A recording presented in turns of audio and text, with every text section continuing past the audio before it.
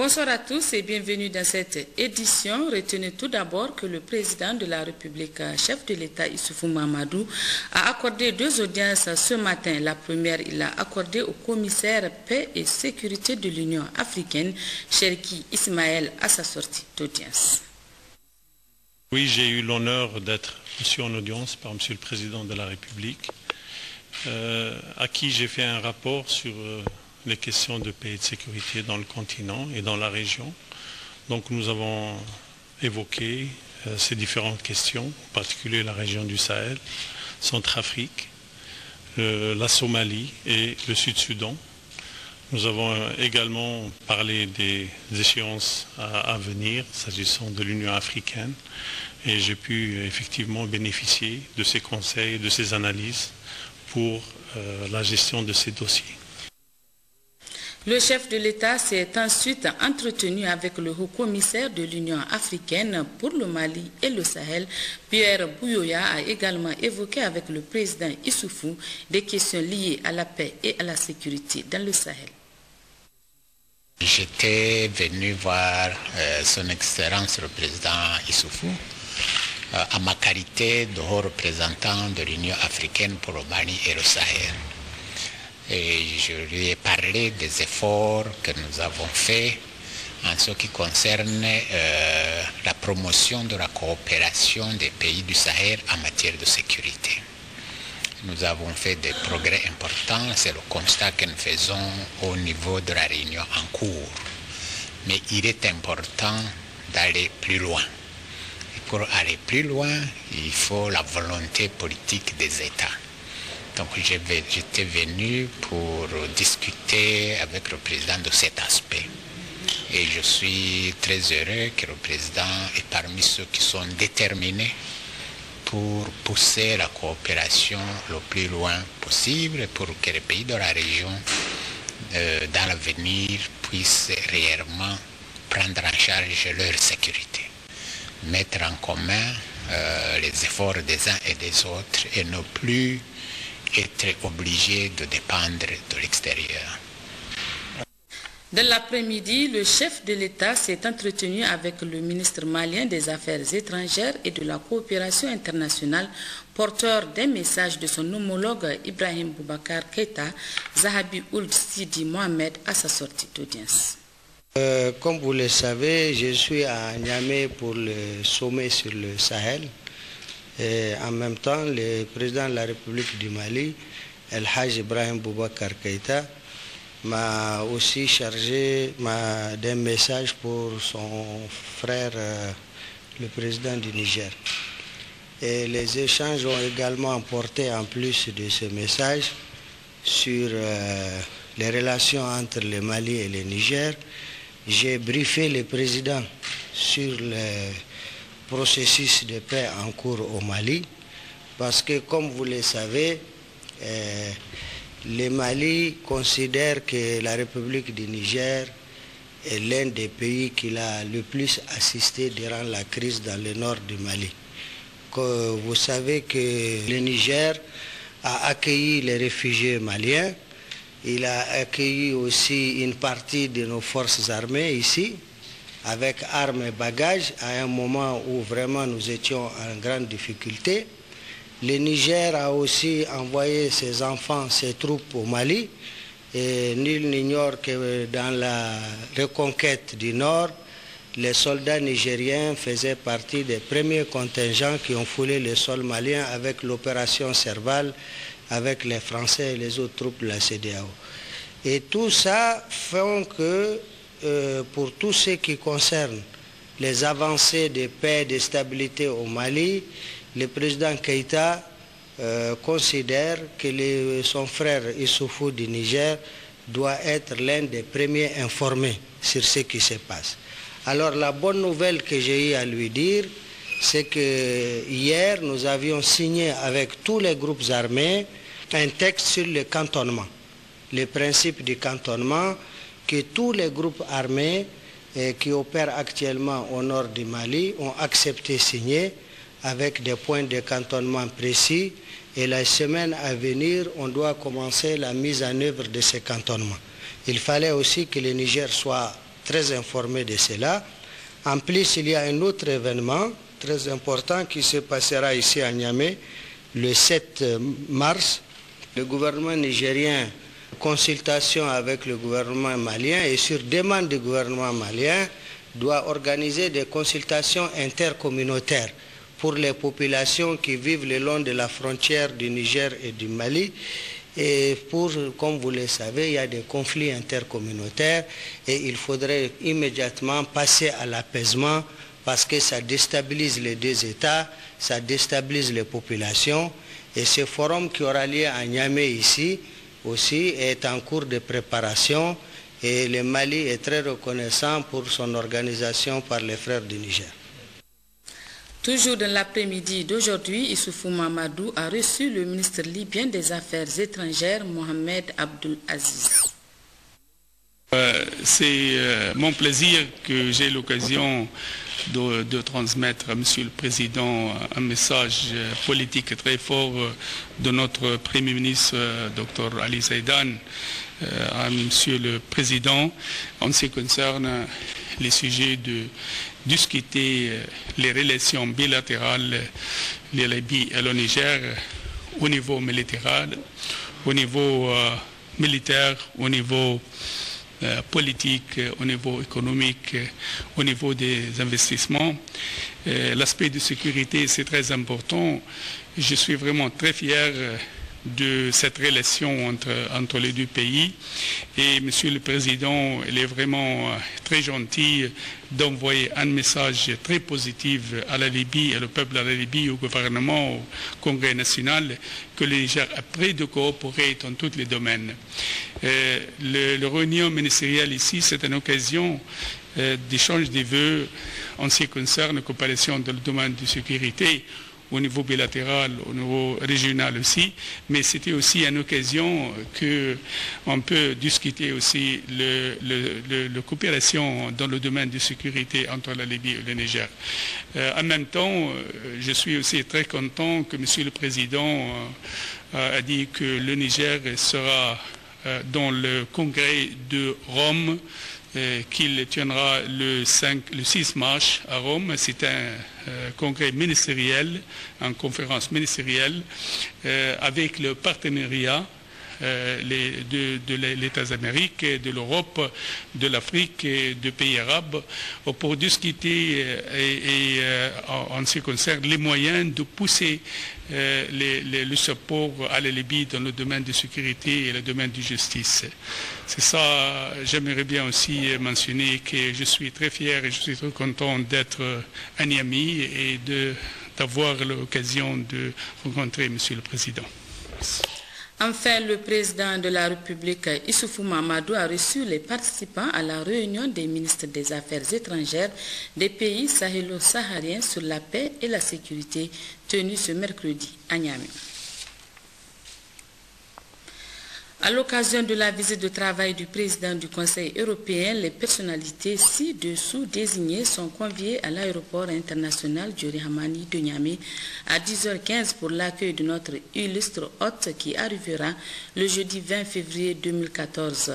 Il s'agit de Monsieur le Président de l'Assemblée nationale, Monsieur le Premier ministre, les anciens présidents de la République et anciens chefs d'État, Mesdames et Messieurs les présidents des institutions de la République et le grand chancelier des ordres nationaux, Monsieur le chef de file de l'opposition, les membres du gouvernement, le bureau de l'Assemblée nationale, les anciens présidents de l'Assemblée nationale, les anciens premiers ministres, le ministre directeur de cabinet du président de la République, le directeur de cabinet du président de l'Assemblée nationale, du Premier ministre, le directeur de cabinet adjoint du président de la République et le directeur de cabinet adjoint du Premier ministre, les conseillers spéciaux avec rang de ministre du président de la République, l'inspecteur général des armées et de la gendarmerie, le chef d'état-major des armées, le haut commandant de la gendarmerie nationale, le haut commandant de la garde nationale, les officiers généraux.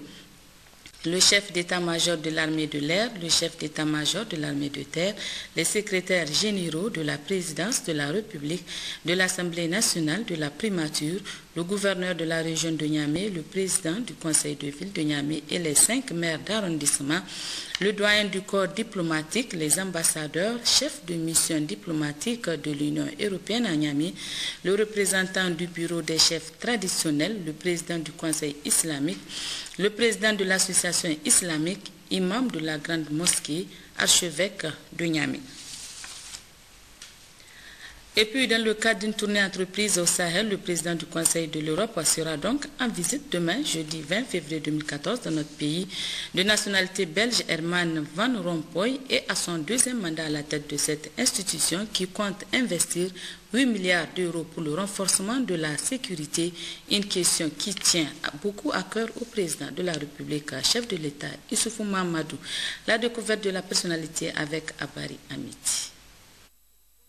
C'est le président du Conseil européen, équivalent d'un président des 27 États qui composent l'Union, qui sera au Niger. Herman Van Rompuy, le 31 octobre 1947 à Etterbeek, région bruxelloise, est élu président permanent du Conseil européen en novembre 2009. Le Belge a pris ses fonctions lorsque le traité de Lisbonne est entré en vigueur le 1er décembre 2009. Il a été réélu pour un second mandat qui a débuté le 1er juin 2012 et court jusqu'au 30 novembre 2014. Herman Van Rompuy était Premier ministre de la Belgique au moment de sa première élection. Il avait été dans son pays président de la Chambre des représentants et avait occupé plusieurs fonctions ministérielles dont celle de vice-premier ministre et ministre du budget, de ministre d'État et de secrétaire d'État aux finances et aux petites et moyennes entreprises. Détenteur de licence et doctorat en sciences économiques, le président du Conseil de l'Union européenne est chargé de gérer une institution officielle qui définit les orientations et les priorités générales de l'Union européenne. Le Conseil de l'Europe est composé des chefs d'État ou de gouvernement des États membres, ainsi que son président et du président de la Commission. Le haut représentant de l'Union pour les affaires étrangères, occupé aujourd'hui par la Britannique Catherine Ashton, et la politique de sécurité participent à ces travaux.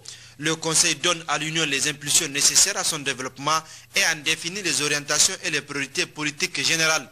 Le président du Conseil européen assure à son niveau, en sa qualité, la représentation extérieure de l'Union pour les matières relevantes de la politique étrangère et de sécurité commune, sans préjudice des attributions du haut représentant de l'Union européenne pour les affaires étrangères et la politique de sécurité.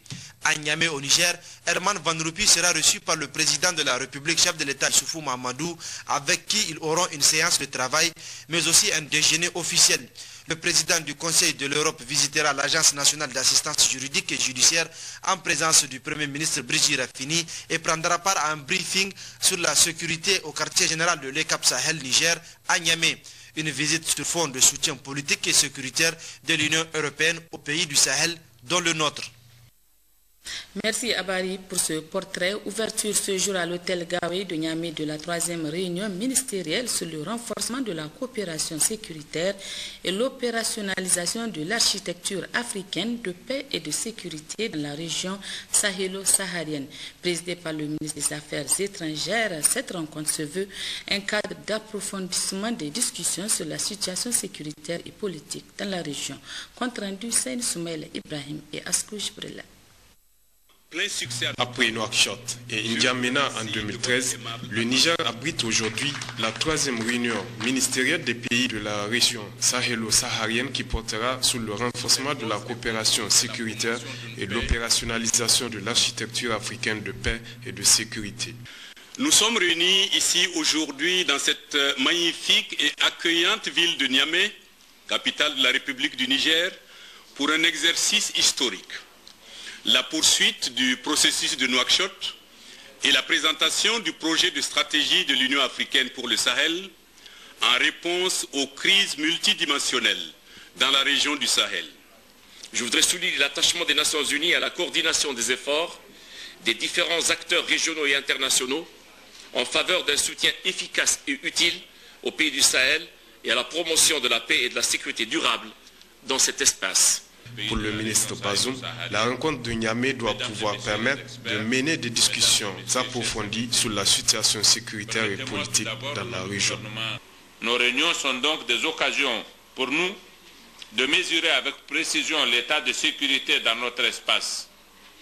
Les choses ainsi que l'ont dit certains intervenants avant moi, évolue de façon incontestablement positive à cet égard, notamment au Mali, où le processus de cantonnement des groupes armés sera bientôt amorcé.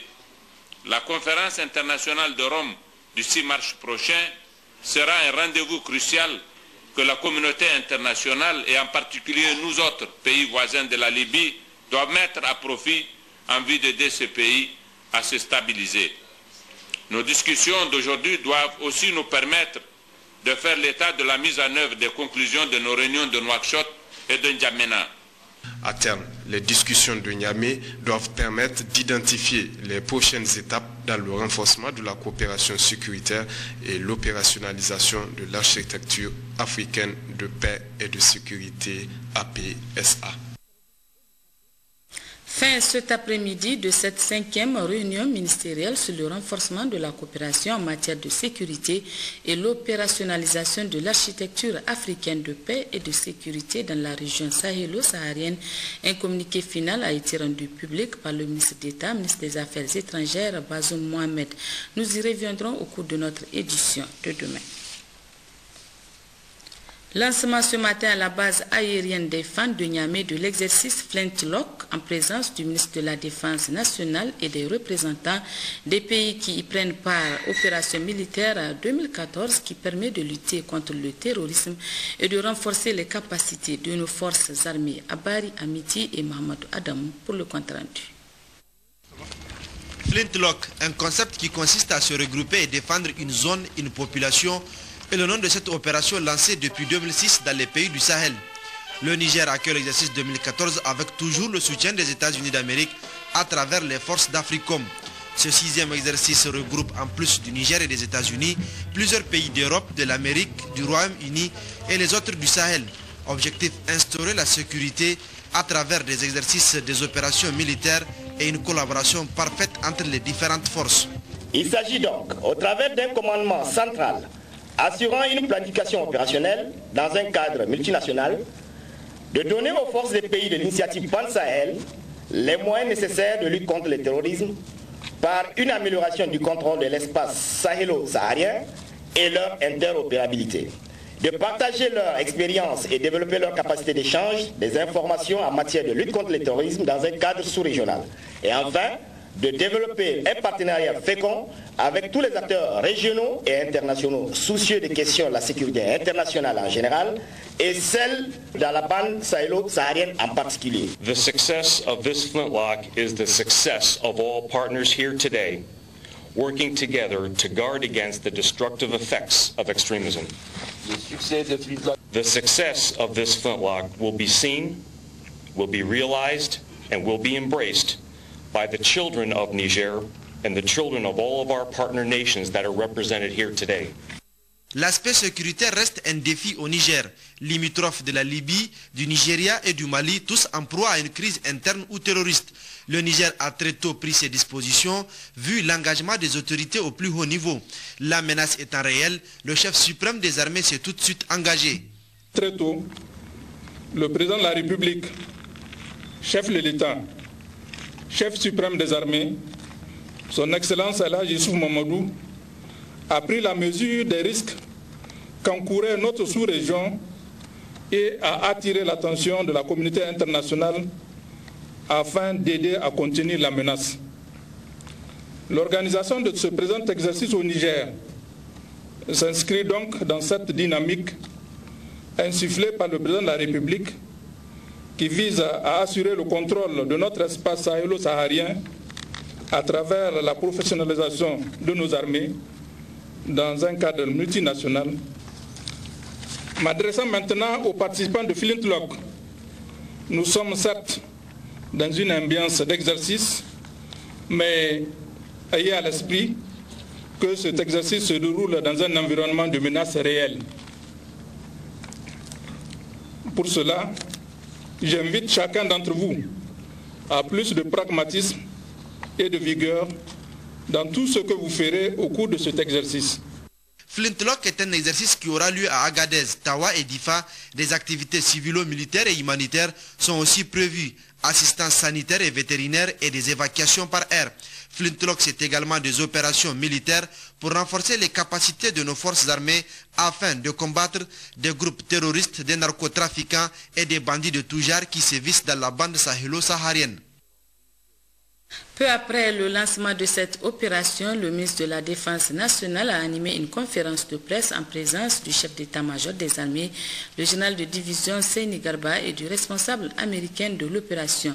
Entre autres points abordés au cours de cette conférence, l'importance de cette opération au Niger et dans le pays du Sahel, l'assistance médicale aux populations et le choix des zones d'exercice. Retrouvons Abari Amiti et Mohamedou Adam. Cette opération va permettre aux forces armées nigériennes, par exemple, de s'entraîner sur du matériel de très haute technologie.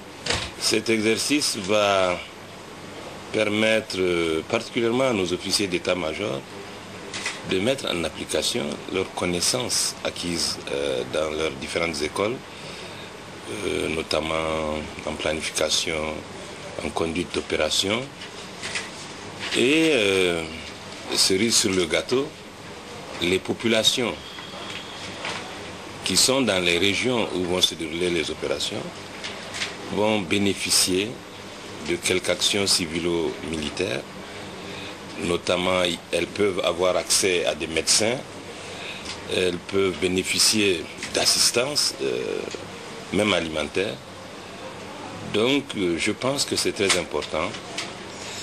Tout ce qui permet un brassage et tout ce qui permet à nos militaires de la bande sahélo-saharienne de partager les expériences, d'opérer ensemble, est une bonne chose. Parce que la menace terroriste et des narcotrafiquants n'est pas une menace bornée.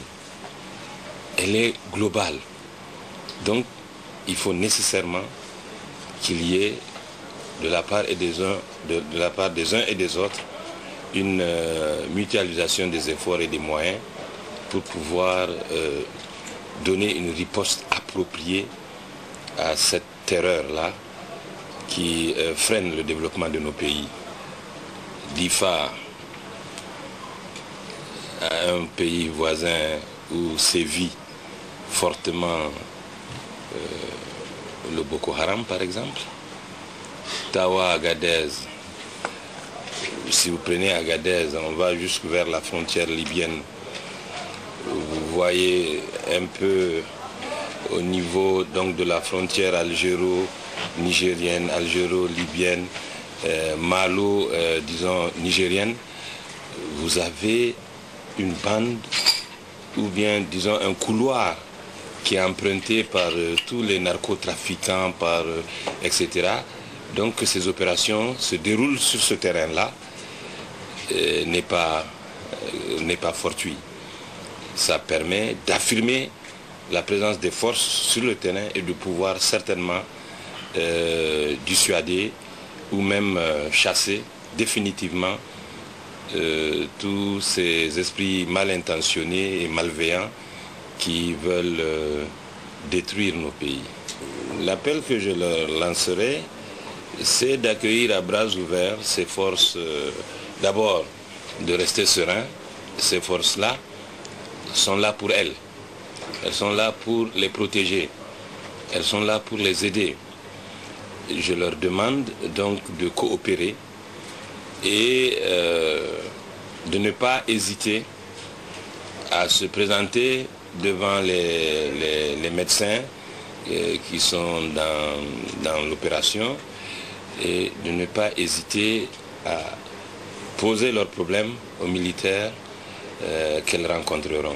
Je voudrais profiter de l'occasion effectivement pour remercier le président de la République, chef suprême des armées, qui s'est personnellement investi pour que ce flintlock-là puisse être réalisé. En nous ouvrant vraiment grand les vannes pour nous permettre d'avoir ce dont nous avons besoin, notamment en infrastructure et en équipement. On vise comme objectif par rapport à cet exercice-là. Le ministre vous a parlé de la question de formation, d'entraînement, d'opération de patrouille mais aussi des avantages du côté de la population, notamment les soins. Je crois que ça concerne même des soins vétérinaires. Mais ce qui est important aussi, comme le ministre l'a souligné dans ce propos, c'est les investissements importants sur le budget national. Parce qu'au niveau de Tawa, au niveau d'Agadez et au niveau de Difa, nous avons eu à réaliser beaucoup d'infrastructures. Beaucoup. Et bien sûr, ces réalisations vont profiter aux forces armées nigériennes à l'issue de l'exercice. Donc il y a eu beaucoup de constructions. Ça va permettre d'apprêter l'organe de formation. Il y a eu aussi l'acquisition de matériel important, que ce soit des matériels roulants ou d'autres matériels techniques. Bien sûr, le partenaire américain va contribuer. Ils ont promis de contribuer, ils vont contribuer. Donc ça vient en addition par rapport à ce que le Niger a réalisé. So we have every reason to believe that not only will Flintlock 14 be successful, but we may have more countries participating in the next event. Bien sûr, on est sûr et certain, selon tous les efforts qui ont été mis par le gouvernement nigérien, par le ministère de la Défense et les chefs d'état-major, que cette année sera un autre réussite, un exercice réussite. Et on espère, ça sera sûr qu'on aura d'autres partenaires qui demanderont de participer dans les prochains exercices. Autre aspect de l'actualité nationale, suite au mouvement de grève des syndicats de conducteurs de taxi, des taxis jaunes indons de la République islamique d'Iran ainsi que des bus ont été mis à la disposition des populations de la capitale, une initiative qui émane de la ville de Niamey. Le reportage de Daouda Hassan et Zikira Ali. Ils sont au total 90 taxis qui ont été mis à la disposition des populations de la capitale, une initiative des autorités de la ville de Niamey. L'objectif visé à travers cette initiative est d'atténuer la souffrance des populations dans leur déplacement. Les chauffeurs et le carburant de ces véhicules sont pris en charge par la ville de Niamey au cours de cette première phase d'essai de 2 jours. Ces taxis ne sont pas encore définitivement sur le terrain, mais c'est pour pallier aux effets néfastes de la grève sur les populations. La mobilité se passe normalement, en tout cas sur les principaux axes que j'ai personnellement sillonnés, et cela a permis aux populations de vaquer normalement à leurs occupations. Les populations véritables bénéficiaires félicitent les autorités municipales pour cette initiative. Le fait que la mairie a ajouté des taxis supplémentaires, je crois que c'est un plus. Ça va faire que nous les usagers, on va trouver les taxis et se déplacer le plus vite possible. Donc je crois que c'est une bonne initiative de la part de la mairie de Niamey. Vraiment ce qu'ils ont fait de ce taxi-là, vraiment c'était une bonne chose. Parce que ça peut partir de la bonne marche du pays, ça fait partie de l'ambition de son excellence le président de la République. Vraiment nous sommes très fiers de lui, nous sommes unanimes que vraiment il a les soucis de ce pays-là. Par rapport à cet événement, vraiment je vois dans le cadre social c'est très bon. Aujourd'hui la ville là elle représente la population de la région de Niamey en particulier. Donc ils sont élus et ils doivent représenter la population. Donc ils sont obligés maintenant de mettre de quoi pour que les gens ne sentent pas le modèle qu'ils ont fait.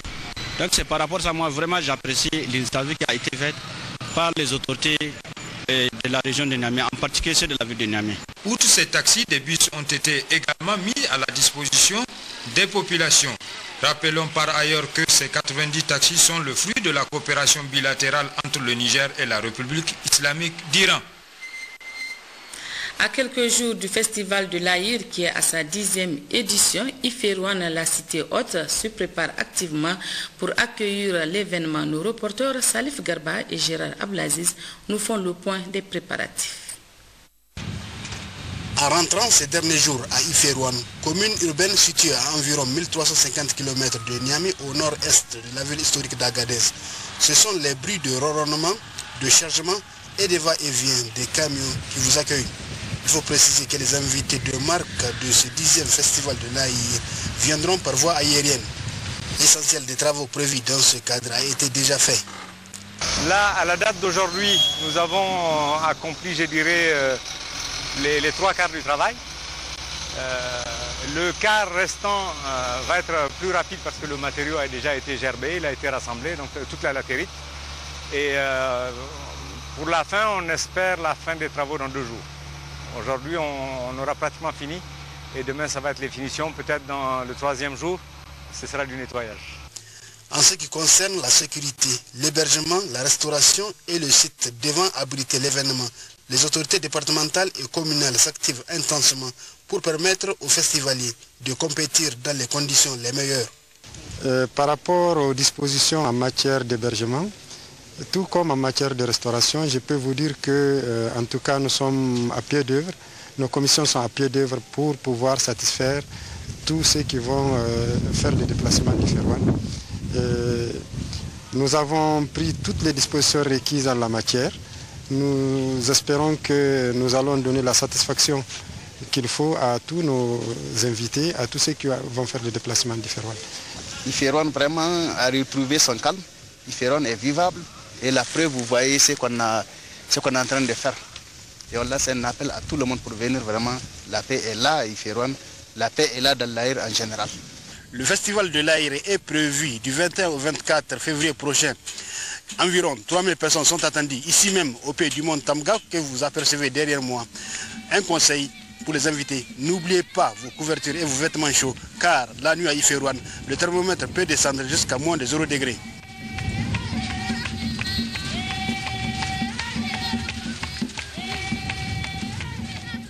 Dans le même cadre, le président de la Commission nationale pour la collecte et le contrôle des armes illicites a séjourné à Iférouane. Le général de brigade Issoufa Maïga a conduit une mission de supervision des opérations de sécurisation et de dépollution du site de la 10e édition du Festival de l'Aïr et des voies d'accès à la ville et à certains sites touristiques de la localité. Retrouvons Salif Garba et Gérard Ablaziz. À Iférouane, le président de la Commission nationale pour la collecte et le contrôle des armes illicites est allé constater l'état d'avancement des travaux de sécurisation et de dépollution entrepris depuis maintenant une vingtaine de jours dans la ville dans le cadre du Festival de l'Aïr. Pour ce faire, le général Issoufa Maïga a d'abord visité des pistes concernées par l'opération. Il s'agit des voies d'accès aux sites historiques comme la mosquée de Tintagoden qui abrite les tombes de 90 saints situés à 9 km d'Iférouane. Ensuite, le président de la Commission nationale pour la collecte et le contrôle des armes illicites s'est rendu sur le site de la 10e édition du Festival de l'Aïr. Là également, les travaux de traitement et de balisage sont achevés. Au total, les 903 hectares ciblés par l'opération ont été traités et marqués à la grande satisfaction du général de brigade Issoufa Maïga qui a tenu à féliciter et à encourager l'équipe de sécurisation et de dépollution. Je crois que les choses sont rentrées dans l'ordre. Le travail est presque achevé. Il ne reste plus grand-chose. Il n'y a que l'utilisation ou l'occupation des sites qui reste à faire. Je pense que du travail a été fait. Il va falloir qu'on vous en félicite. Vous avez donc suivi cette affaire-là. C'est à votre honneur que tout va pour l'instant. Donc, je vous en félicite beaucoup. Je félicite également les éléments terrain qui ont eu à accomplir un travail aussi pénible, aussi exténuant, aussi dangereux. Il faut appeler un chat un chat. Déminer n'est pas une chose facile, ce n'est pas donné à tout le monde. Ça comporte des risques. Je crois que jusqu'ici, il n'y a pas eu de problème particulier. Donc, continuer sur cette voie en faisant correctement le travail, mais dans la plus grande prudence quand même. Par la même occasion et dans le souci de permettre à la cellule de la CNCCAI d'Agadez de bien mener ses activités sur le terrain, le président de la commission lui a remis officiellement 2 véhicules Toyota Fokker flambant neufs, acquis sur fonds propres de l'État. Présentes sur le site, les autorités départementales et communales d'Iférouane ont présenté toute leur gratitude à la CNCCAI pour l'important appui qu'elle apporte dans le cadre de la sécurisation du 10e Festival de l'Aïr en particulier et des populations de la localité de manière générale. Retour à Niamey pour signaler l'ouverture ce matin des travaux de la remise annuelle 2013 du ministère de la Culture, des Arts et des Loisirs. Les assises permettront de faire le bilan des réalisations de 2013 et d'établir le programme 2014. C'était en présence de plusieurs membres du gouvernement, Hadiza Midine et Moudanchirou Ouma Chamila. Dresser le bilan de l'exercice 2013 dans le domaine de la culture, tirer les leçons du passé, consolider les acquis dans le domaine en tenant compte de la dimension loisir et faire le plan du travail de l'année 2014, tels sont entre autres points inscrits au centre de cette rencontre. Une rencontre qui se tient cette année dans un contexte particulier avec la mise en place d'une nouvelle direction générale de l'entrepreneuriat et de l'économie culturelle. La culture et les loisirs représentent aujourd'hui un enjeu majeur pour la réussite de notre plan de développement. En effet, ces deux secteurs constituent une source intarissable de valeur ajoutée de l'économie nationale. Au Niger, au nombre des dispositifs institutionnels pour atteindre les résultats escomptés, figure en bonne place l'architecture de notre département ministériel qui désormais prend en compte des dimensions entrepreneuriales et économiques de la culture. Faut-il le rappeler, au titre du PDES, le secteur culturel est pris en compte à travers deux programmes, à savoir amélioration des conditions de développement culturel, valorisation du patrimoine culturel. Ainsi, plusieurs actions ont été exécutées dans divers domaines au cours de l'année 2013, au nombre desquels le renforcement des capacités des acteurs culturels, la redynamisation de la coopération, la réhabilitation des infrastructures culturelles, l'appui aux entreprises et industries culturelles. C'est assurément avec réel sentiment de satisfaction et de fierté que je fais une mention spéciale pour l'inscription par l'UNESCO du Centre historique d'Agadez au patrimoine mondial de l'humanité. J'ai saisi ce moment solennel pour exprimer ma profonde gratitude à l'ensemble des partenaires techniques et financiers au rang desquels la coopération française, la coopération espagnole, la coopération turque, l'UNESCO, l'OIF pour les appuis multiples et multiformes qu'ils ne cessent d'apporter au secteur culturel nigérien. Au terme des 72 heures d'échange qui durera cette revue annuelle du ministère de la Culture, des Arts et des Loisirs, les participants vont formuler une planification objective des interventions au titre de l'année 2014. La ministre de la Population, de la Promotion de la Femme et de la Protection de l'Enfant, Dr Mekibi Kadijat Dandobi, s'est rendue ce matin au niveau de 3 centres de prise en charge des enfants en situation de vulnérabilité dans la ville de Niamey. Dénommés services éducatifs, judiciaires et préventifs, ils jouent un rôle important dans l'insertion sociale des enfants. La délégation ministérielle y était pour s'enquérir de leur situation. Compte rendu Joari Isiaka et Sani Issouf. Le service éducatif, judiciaire et préventif, CEGIP en abrégé, ont pour rôle le suivi et la prise en charge des enfants en difficulté. La tranche d'âge concernée est celle de 0 à 18 ans, qui sont les enfants en difficulté ou en situation de vulnérabilité. Ce sont des enfants qui sont dans une situation sociale ou environnementale qui peut ou compromettre leur avenir. En exemple, les enfants de la rue et dans la rue, les mineurs incarcérés, les enfants dont les géniteurs ne vivent plus ou divorcés, etc. Les centres reçoivent, écoutent cette catégorie d'enfants afin de trouver une orientation pour leur insertion sociale. C'est pourquoi ils disposent des ateliers de couture, de la menuiserie et d'animation. Mais pourtant, que ce soit celui de Kwaratagi qui s'occupe de la commune 1 et 2, celui de Soni qui s'occupe de la commune 3 et 4, que celui de la rive droite qui s'occupe de la commune 5, les difficultés sont similaires. Je voudrais tout d'abord féliciter vraiment les travailleurs sociaux qui se trouvent dans ces centres judiciaires et éducatifs des enfants qu'ils retrouvent dans la rue, parce que leur travail n'est pas du tout facile. Et le ministère partage parfois la prise en charge avec la commune. Et nous avons les 2 premiers centres que nous avons vus, il n'y avait pas d'eau ni électricité. Alors que c'est dans ces centres-là que ces enfants profitent pour se laver et faire de la lessive. Donc là aussi, nous allons prendre les dispositions très rapidement pour que l'eau et l'électricité soient rétablies. Et nous allons, avec tout ce qui nous a été remonté comme difficulté, aider pour un meilleur fonctionnement et surtout une meilleure couverture des centres par rapport aux enfants dans la rue. En activité depuis 2006, le Niger compte aujourd'hui 34 centres dans les 8 régions. Au niveau régional, ils sont répartis dans les villes et départements. Niamey, la capitale, dispose de 3 centres.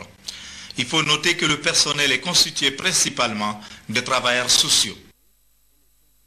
Début ce matin à Niamey d'un atelier d'échange et de concertation entre la coordination intersectorielle de lutte contre le sida, le ministère de la Santé publique et le comité interministériel des forces de défense et de sécurité pour la lutte contre le sida, le paludisme et la tuberculose sur les activités de suivi médical des professionnels de sexe. C'était sous la présidence de la directrice de cabinet adjointe du président de la République.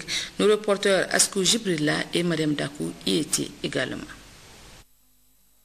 Poser les jalons d'un partenariat fécond entre le comité intersectoriel de lutte contre le sida, le ministère de la Santé publique et le comité interministériel des forces de défense et de sécurité pour la lutte contre le sida, le paludisme et la tuberculose. Dans le cadre de la lutte contre les IST-VIH-Sida, c'est la raison principale ayant motivé la tenue de cet atelier. Comme vous le savez, les services de maintien de l'ordre et de sécurité organisent, dans le cadre normal de leurs activités, des contrôles périodiques auprès des femmes libres pour la vérification du carnet de santé ou le suivi médical contre les infections sexuellement transmissibles. Cette activité normale de santé rentre dans le cadre des bonnes pratiques à sauvegarder pour le suivi des IST chez les femmes, IST constituant une porte d'entrée pour le VIH.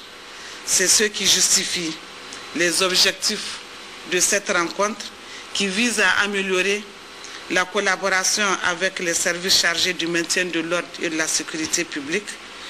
Objectif donc pour lequel il s'agit d'informer la hiérarchie des liens qui existent entre ce contrôle et la réduction de la vulnérabilité des femmes, mais aussi des hommes face au virus.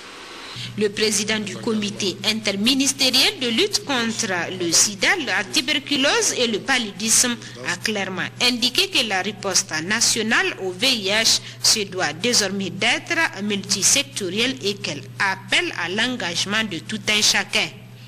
Ces actions nécessitent des interventions dans le cadre de l'amélioration du suivi médical des professionnels du sexe et une collaboration entre les CISLS, le ministère de la Santé publique et les services de maintien de l'ordre et de sécurité s'avèrent nécessaires.